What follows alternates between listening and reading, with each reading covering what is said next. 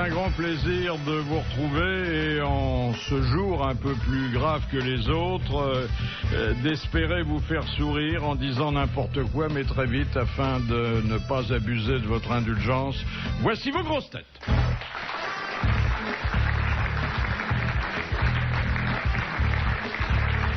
Le genre d'invité à se moucher dans les rideaux et à déverser la soupière dans le décolleté de la maîtresse de maison, Jean-Jacques Perroni.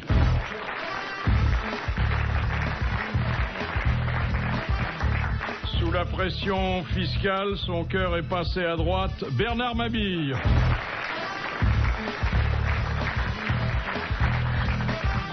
Il tient désormais le rôle délicat mais ô combien nécessaire d'aumônier des grosses têtes, Albert Algou.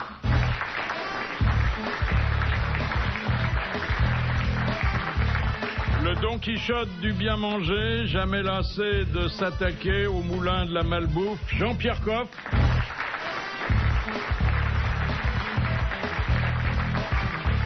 Il a possédé ou il possède un théâtre, un restaurant, un château et de nombreux contemporains, Jean-Claude Brialy.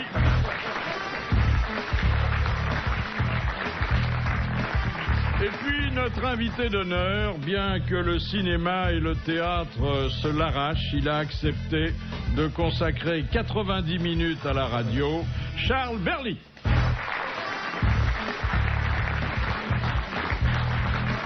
C'est vrai, c'est gentil de vous mêler à nos jeux. Évidemment, il n'y a pas de dialogue écrit, ça va vous changer un petit peu. Et puis, il y a l'actualité. Je suppose que vous lisez les journaux, hein?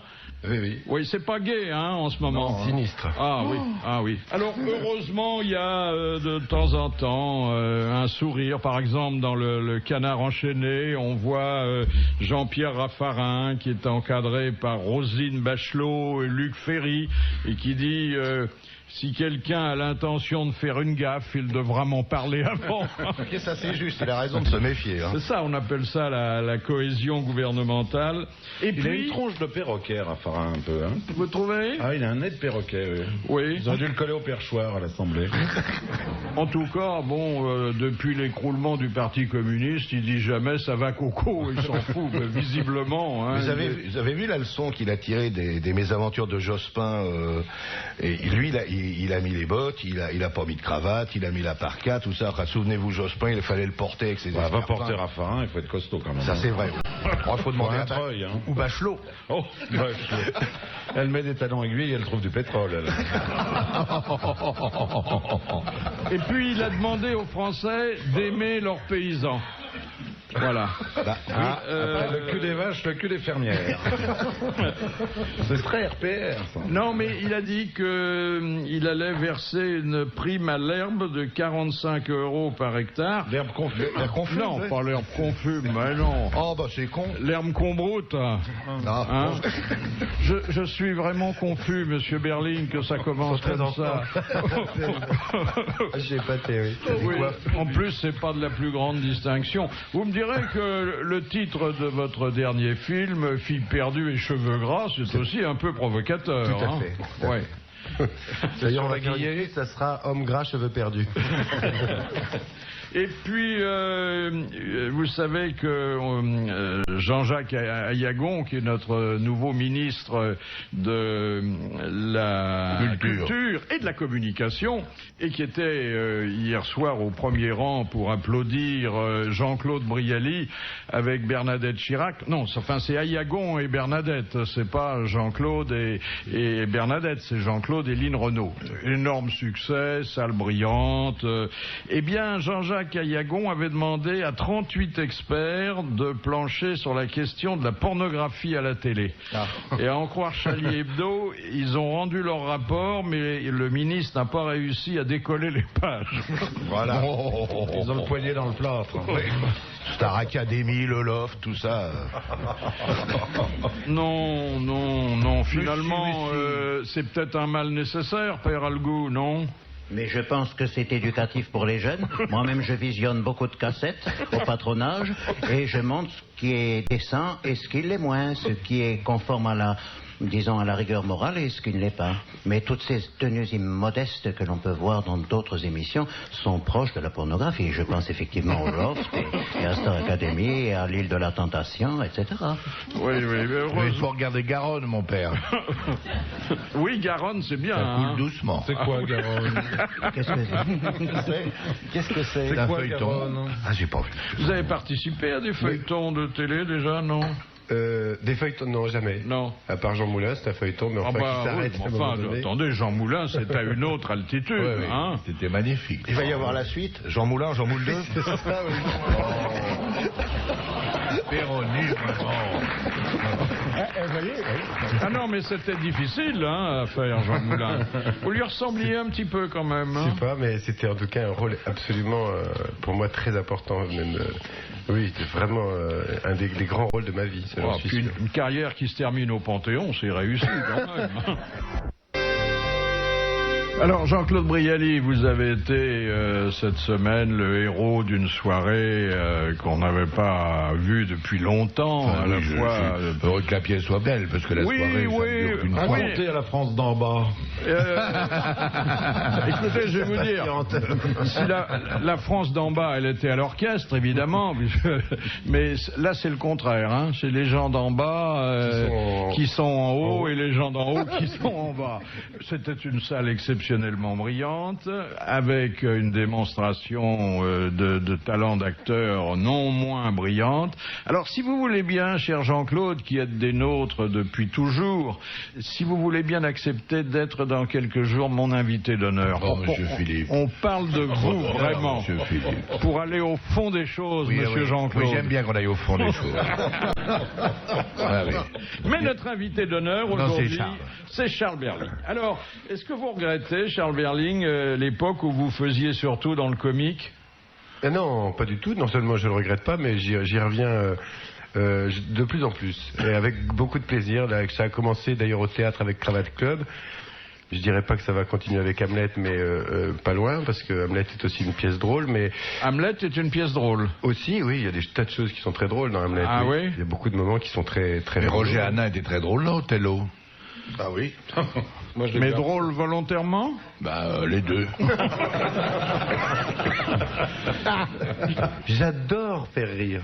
Oui. Quand c'est possible, quand j'y arrive, parce que c'est Eh bien, difficile. écoutez, cet après-midi, ne Gênez lésinez pas, parce que Ah non, on mais a la un radio, public c'est- pour ça, hein. Oui, mais c'est difficile. Moi, j'ai un comique visuel. Ah oui? Non, j'ai inventé. On m'avait dit quand j'avais fait l'ennui que j'avais inventé un genre. C'était le comique sexuel. C'est-à-dire comme on était au Mexique à l'époque où on présentait le film et il y avait des salles de 2000 Mexicains qui étaient pliés de rire. Quand, je sais pas pour ceux qui ont vu le film, quand ils voyaient mon personnage qui se ruait encore une fois Sur la pulpeuse Sophie sur la Guillemin. pulpeuse Sophie Guillemin.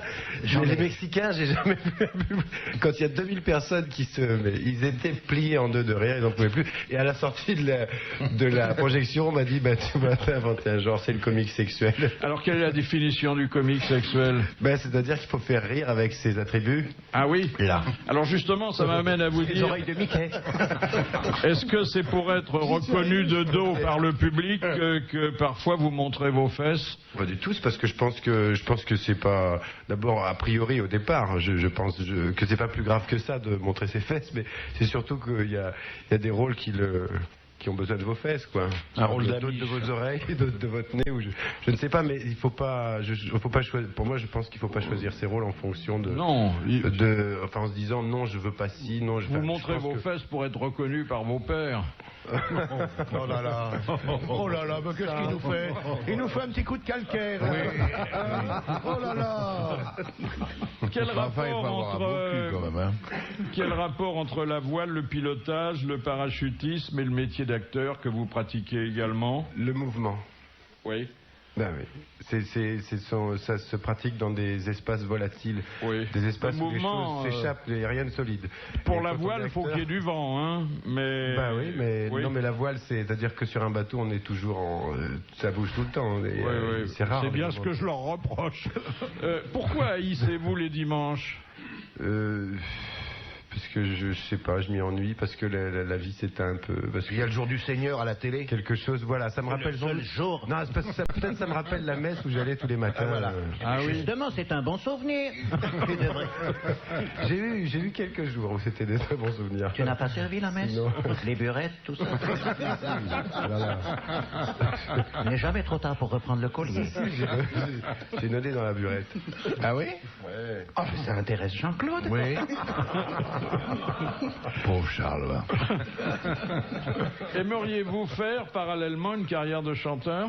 Ah, j'adorerais. Ah oui. C'est vraiment quelque chose qui me. Quel genre de Oh chanson? la chanson, la variété, parce que je pense pas que j'ai une voix. Mais j'adorerais chanter. Je sais pas, c'est vraiment un. Oui, il faudrait que je m'arrête de jouer et puis que je travaille.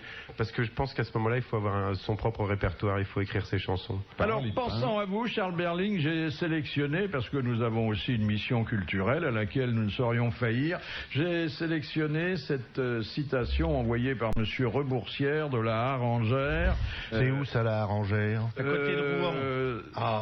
Je pense que c'est dans la région de Condé-sur-Escaut, puisque c'est C'est à maintenant côté là. de Rouen, je vous dis. Ah bon? Voilà. Personne ne t'écoute, On fait le marché là-bas. Vous demandez où c'est, je vous Oui, puis réponds. il y a des glissements de terrain. Hein. Bref,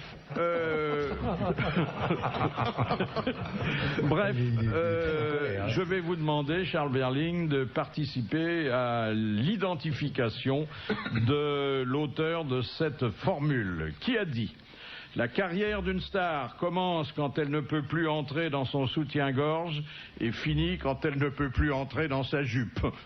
Woody Allen. Non, Groucho Marx. non, Mae West. non, W.C. Field. C'est français? non, C'est américain? ouais, Marilyn Monroe. non, oh ben non, le pas Bah, elle aurait pu dire ça. Sharon Stone. non. Non, c'est quelqu'un qui est mort depuis longtemps. Un acteur? Un acteur, Humphrey Bogart. non. Gary Grant. Et qui a approché de nombreuses stars. John Wayne. Non, Stewart. non.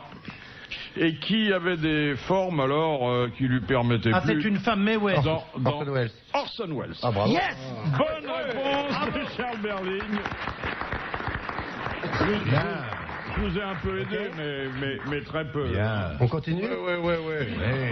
Il y en a On d'autres. avait bien défriché le terrain. Ne t'énerve pas, tu gagnes rien. Hein. Bon, on voilà une On y deuxième. prend goût, hein, tout de suite. Bon, alors on voilà une deuxième qui envoie Monsieur Sénac de Chantilly, qui a dit... C'est où Chantilly? À côté de Rouen. C'est au-dessus de la pêche. Qui a dit: les enfants sont comme les paix, on ne supporte bien que les siens. Frédéric Dard. Frédéric Dard. Excellente réponse de Jean-Jacques Perroni. Est-ce que vous ratifiez, Monsieur Coff, vous qui êtes notre expert en flatulence? C'est gentil. oui. Ah, vraiment, quelle rentrée. Vous m'emmerderez pas pendant un an comme ça, hein, je vous le dis tout de suite. Hein. Non, on fera un peu d'air frais.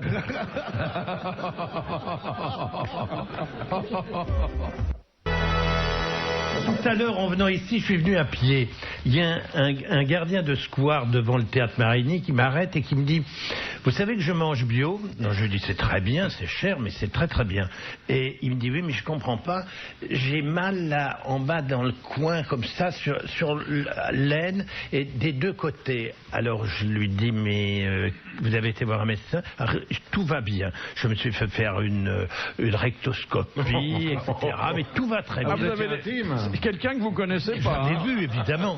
Et je lui dis: mais vous n'avez pas un problème de gaz par hasard? Il me dit: c'est possible.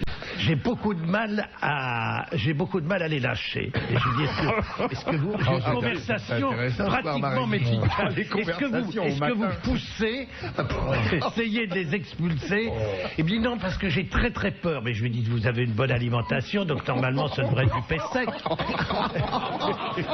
Oh, les consultations du docteur Coff dans les jardins de Marigny. Ça, Tu l'as envoyé rue de la Que c'est Paix. vrai. Alors je lui dis: mais allez consulter votre médecin. Le médecin médecin me dit que c'est normal que j'ai des gaz. Mais je lui dis oui, mais il vous a dit qu'il fallait les expulser. Vous pouvez pas les garder à l'intérieur, c'est très mauvais pour la santé. Je vais essayer.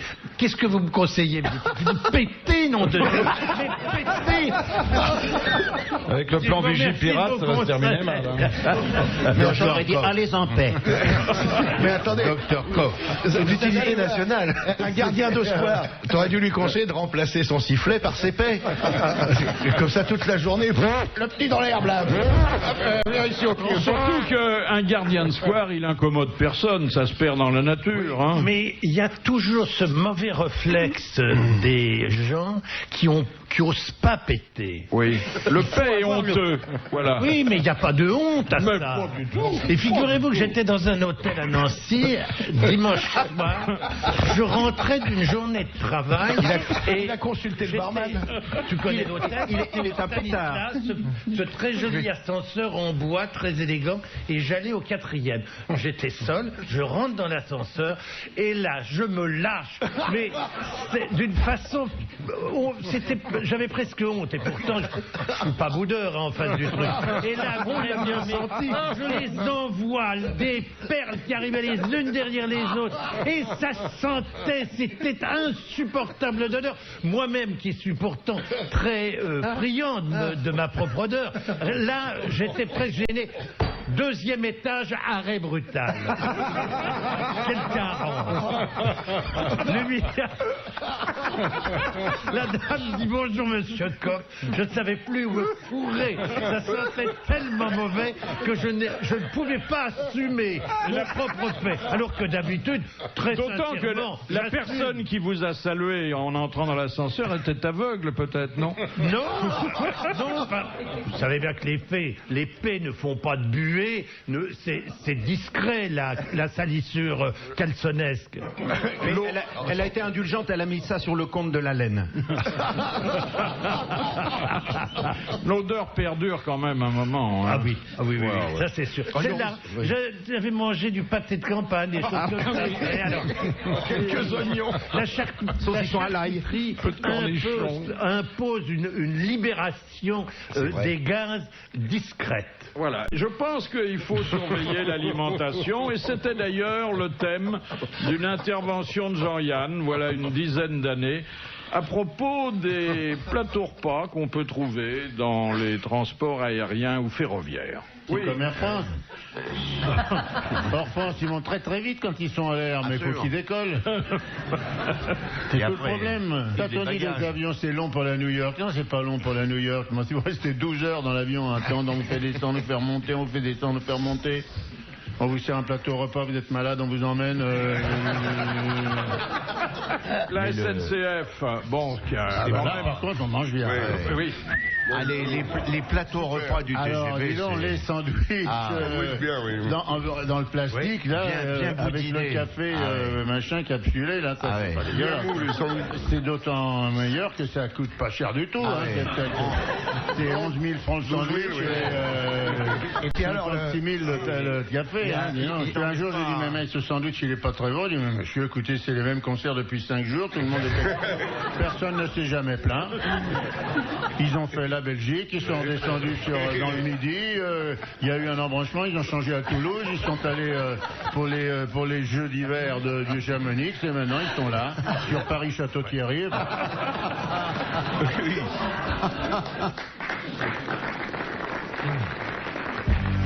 Une question de M. Félix de Poitiers. Au XVIIe et au XVIIIe siècle, pourquoi les fidèles apportaient-ils avec eux de faux livres de messe en faïence?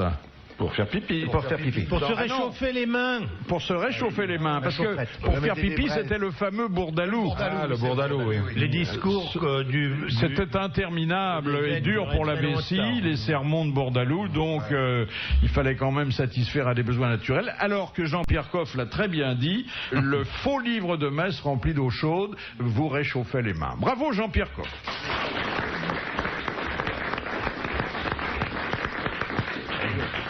Madame Marchand de Pessac demande à quel comédien est-il interdit de faire de la publicité à la télévision? Au sosie d'homme politique. Oui, exactement. Les comédiens qui ressemblent aux chefs d'État ou aux hommes politiques importants n'ont pas le droit. C'est vrai que... Bah, c'est dommage. Qu'est-ce que vous verriez là? Camembert président, déjà on pourrait rigoler. Ah oui. Meuf là dans le fromage et je m'engoinfre et tout. Vous voyez, on pourrait faire des tas de choses comme ça. Cela dit, souvenez-vous que lors d'une interview importante de François Mitterrand à la télévision, à l'entracte publicitaire, il y avait une publicité pour le Camembert président. Hein. Oui, mais ça aurait été marrant avec le sosie, quoi. Oui, mais il y avait une campagne, vous vous souvenez pas, qui a été interdite? C'était Pompidou dont on avait détourné l'image pour la mettre sur un canot. Oui, c'était un canot automobile. Oui, oui. Et puis il y avait, je ne sais pas si vous vous souvenez, ça remonte à des années, et ça c'était dans la presse écrite. Le Figaro avait consacré toute sa dernière page à la relation d'un concile qui se tenait à Rome, et il avait vendu le bas de la dernière page au slip éminence. Jean Dutour, bonjour. Ah, monsieur Bouvard, quelle bonne surprise. Ah oui, c'est vrai, hein. Ouais, je vous attendais pas. C'est rare quand on se parle comme ça. Très rare. Madame Douchy de la Varenne voudrait savoir, enfin elle le sait, mais elle voudrait vérifier si vous le savez aussi, pourquoi Racine passait-il de nombreuses nuits dans la chambre de Louis XIV? Parce qu'il était le valet de chambre de Louis XIV. Pas exactement le valet de chambre. Enfin, le gentilhomme de la chambre. Oui, mais enfin, qu'est-ce qu'il faisait dans la chambre de Louis XIV la nuit? Il dormait. Ah non, non. Non. Il lui lisait des textes? Oui, c'était le lecteur attitré. Il lisait pas toute la nuit, qu'est-ce que vous racontez là? Non, mais il me branlait un petit peu de temps en temps. Non, Péroni, je vous en prie, hein. Il avait déjà la Duparc sur les bras. La Champmélé. Ah, la Champmélé, oui. La Champmélé, pas la Duparc. Le roi avait des insomnies. Et donc... il avait des insomnies. Qu'est-ce que c'est encore que cette histoire-là? Il baisait sans arrêt, le roi. Ça donne pas, ça vous rend pas insomniaque, ça, au contraire. Mais il dormait le jour, mais lui... Non, il dormait pas le jour. Le jour, il gouvernait. Madame de Maintenon, ça devait pas être marrant. Très agité du cornet de boule, d'où la galerie des glaces. Il n'a pas couché tout le temps avec Madame de Maintenon. C'est vrai qu'une tragédie de Racine, ça peut provoquer le sommeil, hein. Oh, coquin, oh là là, oh bah, après. Oui, je n'aime pas beaucoup votre attitude, bien que je l'ai constaté déjà. À propos d'une question à laquelle vous n'avez pas répondu, vous sabotez la réponse de celui qui l'a donnée, ça n'est pas bien. C'est une bonne guerre, non? Non, non, c'est pas... Vous auriez dû dire bravo Jean-Pierre Coff, ce que je dis moi-même. Bravo Jean-Pierre Coff. Si Jean-Pierre Coff avait été à la place de Racine... Jean, je l'ai dit très discrètement, hein, vous n'avez peut-être pas entendu. Vous êtes très gentil, mais c'est Bouvard qui cherche à nous brouiller. Exactement. Bien entendu, c'est évident. Il est comme ça. Il ne souffre pas que ses amis soient amis entre eux. Je suis pas sûr que vous le connaissiez complètement, si vous saviez. Oh, bah je le connais depuis longtemps. Hein. Oui, mais c'est vice quand même. BD fait la lecture à Robert Hue la nuit. Voilà. Il y a quelqu'un qui dit ce matin dans la presse que Bec BD est en train de faire à Canal+, ce qu'il a fait au PC. Hein, oui. Son dernier livre valait 99 francs, sa dernière émission ne vaut rien. Monsieur Tirafond de Montaigu-la-Brisette vous demande, Jean Dutour, quelle est l'œuvre révolutionnaire qui n'a duré que 12 ans, 2 mois et 27 jours? La Révolution française? Non. Une œuvre issue de la Révolution. Le calendrier. Le calendrier républicain. Bonne réponse de Jean-Jacques Péroni, dont vous allez nous dire que ça n'est pas la bonne réponse. C'est la très bonne réponse, il a tout à fait raison. Bon. Et à qui devait-on ce calendrier républicain? Je crois que c'est à Fabre-d'Églantine. À Fabre-d'Églantine. Eh bien, il sauve l'honneur in extremis. Bravo, merci, à demain. On voit depuis quelques jours, et ça va durer longtemps, sur la scène du théâtre du Palais Royal, vous passez le plus clair des 2 actes de la pièce de Noël Coward à boire et à manger. Qu'est-ce qui est factice là-dedans? Non, on dit qu'il y en a du caviar, c'est des œufs de limpe, et puis il y a un peu de poulet froid avec une petite purée. Et chaude la purée? Non. Non. Et puis la vodka, c'est de l'eau. Oui. Et puis le champagne, c'est vraiment du champagne. Et après, il y a du cognac. Oui, c'est de l'eau et du thé. Ah oui, la production a bien fait les choses. Bah non, sinon on serait cané tous les soirs. Non. Alors vous faites semblant, vous mangez un peu, vous buvez un peu. Quand on embrasse sur la bouche, on fait semblant aussi. Quand on fait l'amour au cinéma, on fait semblant. Donc là, on fait semblant. Pas tout le monde, vous peut-être parce que vous êtes pudique. Bah bien sûr. D'ailleurs, c'est très rare quand il y a 40 personnes autour de vous de pouvoir trinquer, quoi. Ah bon? Ouais. Ah, c'est pas mal. Ah, toi, ah bah oui, quand on est à plusieurs. 40, je te 4-5, c'est plutôt rigolo. Il m'est arrivé hier, dans la pièce, on parle un peu d'homosexualité, et hier soir, il y a une dame qui monte, une dame homme, avec une grosse voix, comme ça, elle me dit, est-ce que je peux avoir l'autographe? Je dis, bien sûr, madame, alors je lui signe l'autographe, et elle me dit, faut pas avoir honte. On a dit. C'est gentil, hein. Ah oui. La scène d'amour au cinéma, ça doit poser des problèmes, hein. Non, le faire, si ça a un sens dans le film, si ça correspond à des scènes importantes pour l'histoire, l'acteur à ce moment-là, il sent très bien qu'il l'inscrit dans le chemin de la fiction, mais c'est après, c'est les commentaires qui sont un peu. Comment vous expliquez que autant d'acteurs qui ont joué des scènes d'amour, finalement, tombent réellement amoureux de leur partenaire? Oh, moi je pense que c'est pas si courant que ça, simplement qu'on en parle quand ça arrive je pense que ça peut arriver que deux acteurs qui ont à jouer une scène d'amour étaient disposés à se rencontrer déjà au départ, mais ils se seraient rencontrés sans ça à mon avis. Oui.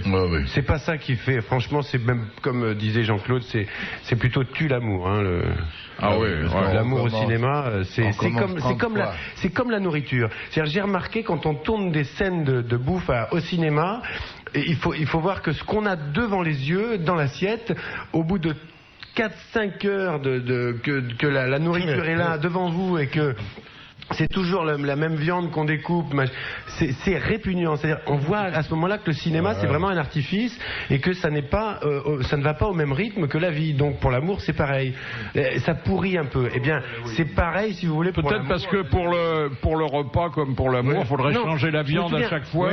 Non, mais par exemple dans le dernier, souvent la bouffe comme l'amour, la sauce fiche dans le fond. Moi j'ai pas eu de bol parce que 2 fois j'ai eu des scènes d'amour, une avec Claude Cardinal et une avec Jane Fonda, qui sont quand même très très jolies, et je jouais un impuissant, dis donc. D'où l'expression s'endormir sur la viande.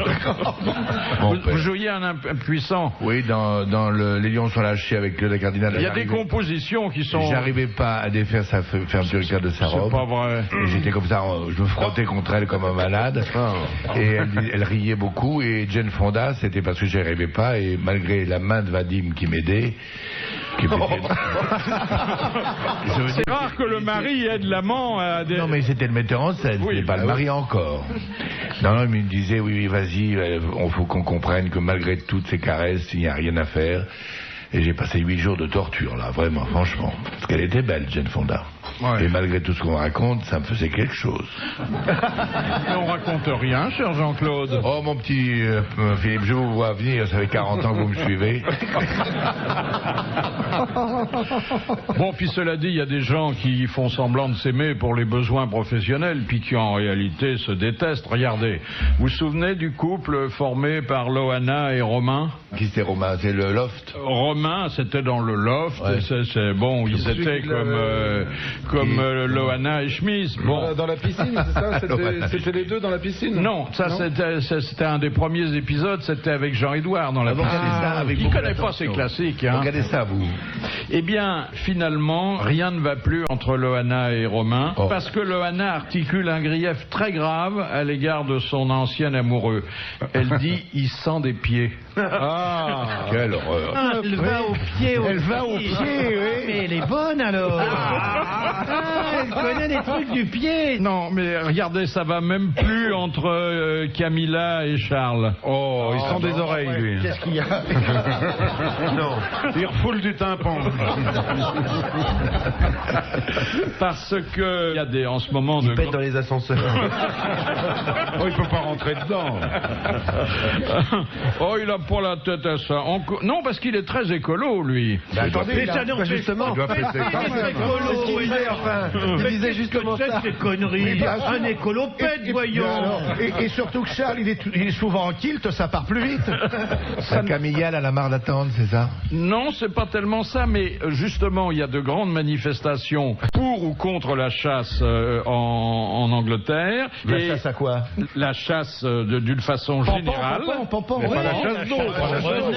C'est les Anglais qui ont inventé la chasse d'eau. Et Camilla défile avec les partisans de la chasse et Charles, il défile contre la chasse. Il veut bien tirer deux coups, mais pas là.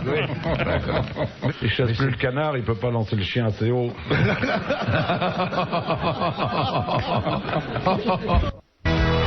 Une autre bonne nouvelle également d'ordre scientifique, et la station et moi-même nous apprécierions qu'elle ne dérive à point. Ouais, bah, ça va être il y a maintenant une technique de triage des spermatozoïdes. À la main. Quel cœur! Trieuse de sperme, c'est joli ça comme boulot. Il y a une espèce de petit ami. Heureusement qu'il y a une petite amie. Je vais te présenter mon petit ami. Qui permet de choisir le bon du mauvais. Non, les chromosomes féminins X et les chromosomes masculins Y. Et qu'est-ce qu'on fait du reste? Qui sert pas, on en fait quoi? Des yaourts. Non mais le plus dur pour la manipulatrice, le plus dur c'est de coller les dossards sur les spermatozoïdes, il faut qu'on s'y retrouve, vous voyez. Ah non mais ça c'est les spermatozoïdes. Alors il faut secouer le petit ami, mais dans quel sens? De gauche à droite? Non, c'est formidable de pouvoir avoir à volonté une fille ou un garçon. Oui, bon. Formidable, ouais. C'est bien. Hein? Ouais, c'est formidable. Ouais. Ça marche avec une passoire à thé ou des trucs comme ça, non? Cela dit, Avec un chinois on peut se le polir.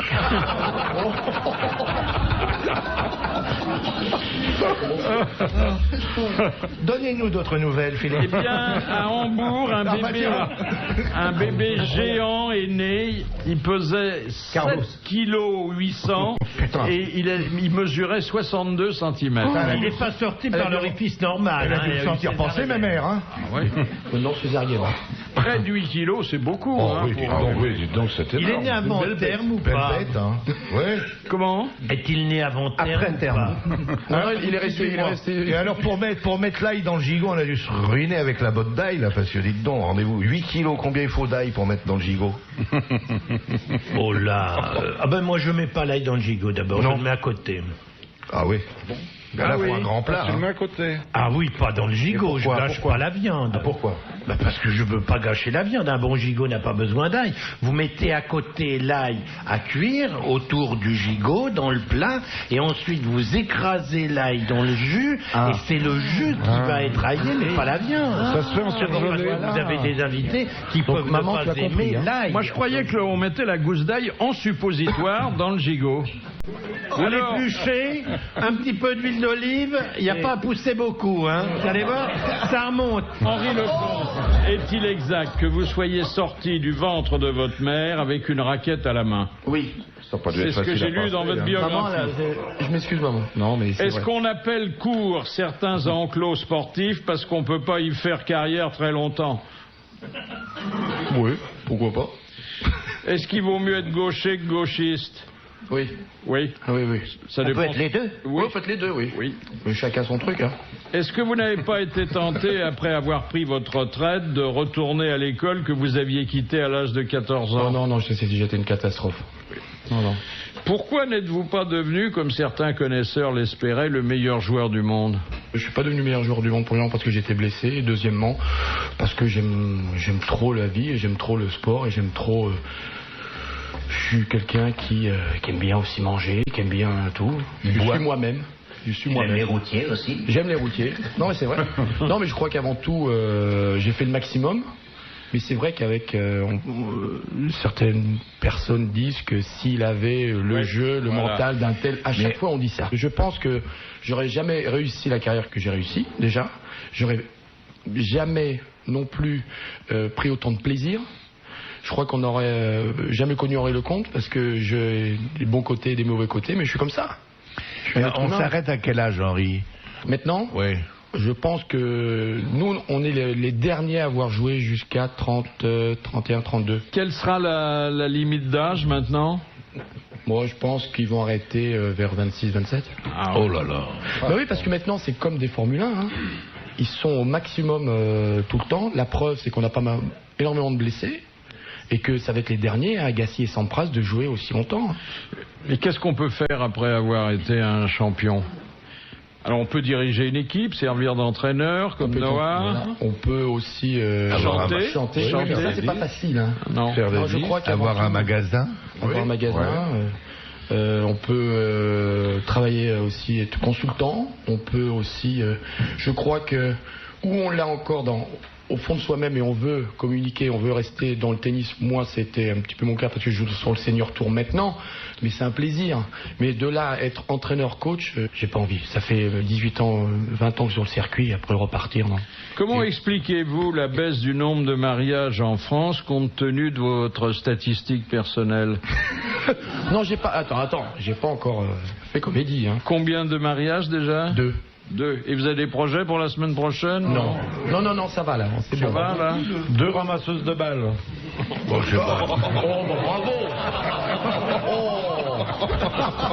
Bravo. Un garçon, une fille. C'est vrai que la jupette, souvent, est très flatteuse. Hein. Je pense qu'il y a dessous. Moi, j'ai une idole au tennis, mais il paraît qu'elle donne pas de bons résultats, au moins sur les cours, parce qu'ailleurs, ça doit être bien. Ah oui. C'est Kournikova, là. Et pas mal Kournikova. Hein. Ah oui, jolie fille. Mignonne, hein. Mais il paraît que c'est pas une championne. Enfin, la raquette à la main. La raquette à la main, elle n'a pas gagné un tournoi. Non. Elle a fait une finale, c'est tout. Ah, elle aurait mérité mieux, hein. Ah oui. Ouais. Mais bon. J'aime bien quand elle laisse tomber des balles comme ça. Oui, non, mais j'ai eu la chance de pouvoir jouer avec elle, c'était très sympa. Alors, en mixte. Mais dans ce cas-là, vous auriez des patates au fond du filet. Oui, merci, c'est le cas de le dire. Mais j'ai fait pas mal de double fautes, oui. Le problème, c'est quand tu sers et qu'elle est devant toi. C'est marrant. Ça y est, je bande. C'est comme tout à l'heure, il nous faut absolument le jus de poireau. Hein? C'est ce qu'on appelle le pénis elbow dont je parle régulièrement. Il vient de faire un gros lobe. Question de sport de Monsieur Milano. Quelle est la dernière catégorie de boxe qui a été créée en 1987?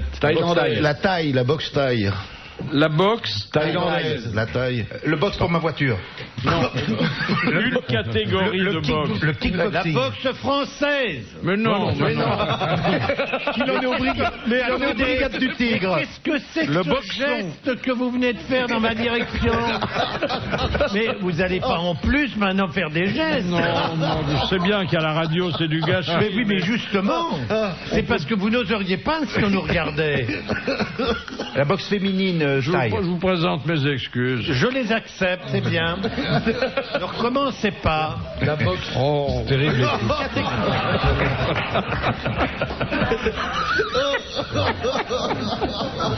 Phonétiquement, c'est presque la bonne réponse. La boxe thaïlandaise. Mais non, c'est dans la boxe française, une catégorie qui s'est ajoutée au poids plume, notamment. Les super plumes, les mi-plumes. Alors, la boxe pour les nains. Super mouche, les mouches. Boxe naine. Non. C'est pour ceux qui pèsent 42 kilos et des poussières. Les moustiques. Et qui sont donc... C'est mouche. Non, les mouches font plus de... Les moustaches. Non, je me cours, moi alors. C'est la boxe portugaise, ça. Oui.